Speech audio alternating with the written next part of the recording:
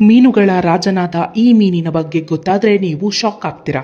ಇದು ಮುಂಜಾನೆ ರಾಗ ಸೀಸನ್ 3 ಮಾಹಿತಿ ಫುಲ್ ಜೋರು. ಸಾಲ್ಮಾನ್ ಮೀನು ತಣ್ಣನೆಯ ನೀರಿನಲ್ಲಿ ವಾಸಿಸುವ ಪ್ರಸಿದ್ಧ ಮೀನು. ಇದು ಮುಖ್ಯವಾಗಿ ಉತ್ತರ ಅಟ್ಲಾಂಟಿಕ ಮತ್ತು ಪೆಸಿಫಿಕ್ ಮಹಾಸಾಗರದಲ್ಲಿ ಕಂಡುಬರುತ್ತದೆ.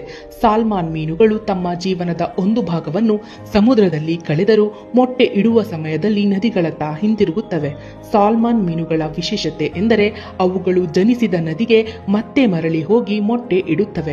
ಈ ಪ್ರಯಾಣವನ್ನು ಮೈಗ್ರೇಷನ್ ಎಂದು ಕರೆಯುತ್ತಾರೆ.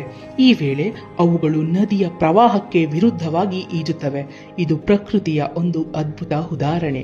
ಸಾಲ್ಮಾನ್ ಮೀನುಗಳು ಪೋಷಕಾಂಶಗಳಲ್ಲಿ ಸಮೃದ್ಧವಾಗಿದ್ದು ಪ್ರೋಟೀನ್, ಒಮೆಗಾ 3 ಮತ್ತು ಫ್ಯಾಟಿ ಆಸಿಡ್ ಅಂಶವನ್ನು ಹೆಚ್ಚಾಗಿ ಹೊಂದಿರುತ್ತವೆ.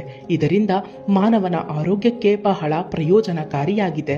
ನದಿಯ ಪ್ರವಾಹಕ್ಕೂ ಎದುರಾಗಿ ಸಾವಿರಾರು ಕಿಲೋಮೀಟರ್ ಈಜುವ ಶಕ್ತಿ, ರುಚಿ ಮತ್ತು ಆರೋಗ್ಯದ ಮಹತ್ವವನ್ನು ಹೊಂದಿರುವ ಈ ಮೀನುಗಳನ್ನು ಮೀನುಗಳ ರಾಜ ಎಂದು ಕರೆಯುತ್ತಾರೆ. ತಂದೆಯ ಕೋಪ ದಾರಿ ತೋರಿಸುತ್ತೆ, ತಾಯಿಯ ಕೋಪ ಹೊಟ್ಟೆ ತುಂಬಿಸುತ್ತೆ, ಗುರುವಿನ ಕೋಪ ವಿದ್ಯೆ ಕಲಿಸುತ್ತೆ, ಹಾಗೇನೆ ಶತ್ರುವಿನ ಕೋಪ ಚಾಣಕ್ಯತೆಯನ್ನ ಕಲಿಸುತ್ತೆ ಅಂತ ಹೇಳ್ತಾ ಇರೋದು ನಿಮ್ಮ ಪ್ರೀತಿಯ ನಂದು.